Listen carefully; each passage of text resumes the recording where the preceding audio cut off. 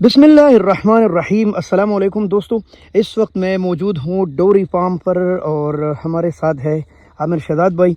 और भाई कौन कह रहा है कि पाकिस्तान में अदरक नहीं होते? होंगे और ऐसे होंगे जैसे इस वक्त आपको नज़र आ रहे हैं माशाल्लाह, लेकिन इसके लिए मेहनत शर्त है। अस्सलाम वालेकुम। वालेकुम सर, क्या हाल है आपका? जी, ठीक है आप? वैसे आपने कर दिखाया माशाल्लाह। इस साल एक बार फिर अदरक इंशाल्लाह 5 फुट से ऊपर चले गए हैं।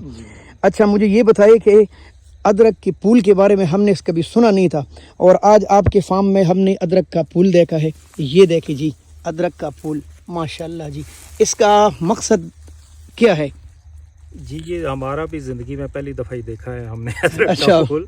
अच्छा और जी। इसका जो हमें थोड़ी बहुत इसके बारे में जान पहचान है वो यही है कि जब इसका आइडियल जो है ना जी जी, मौसम होता है, पौधा खुश होता है, सारी चीज़ें पूरी होती अच्छा हैं, माहौल मिले तो। अच्छा माहौल मिले तो फिर ये। और माशाल्लाह फील्ड में हमारी काफ़ी अब जो है ना अच्छा, ये इस तरह के खिलना शुरू हो गए हैं। और इंशाल्लाह मेरे ख्याल से इस साल पिछले साल से ज़्यादा और बेहतरीन फसल हुआ है जी इंशाल्लाह, उम्मीद इंशाल्लाह। तो है। और अगर अल्लाह ने चाहा तो अगले साल इससे भी बेहतरीन होगा इंशाल्लाह। जी इंशाल्लाह जी। और आमिर साहब और कासम साहब, इनका इंशाल्लाह पक्का इरादा है कि एक दिन ना एक दिन पाकिस्तान को हम अदरक के मामले में खुद कफील करेंगे इंशाल्लाह।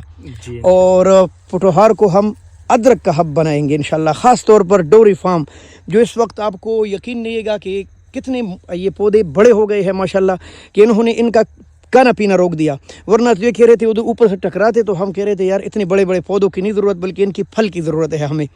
तो इंशाल्लाह इसकी हार्वेस्टिंग होगी दिसंबर में। जी दिसंबर में इंशाल्लाह। तो कोई प्रोग्राम होगा ताकि हम लोगों को बुलाए, भाई अपनी आंखों से देख ले।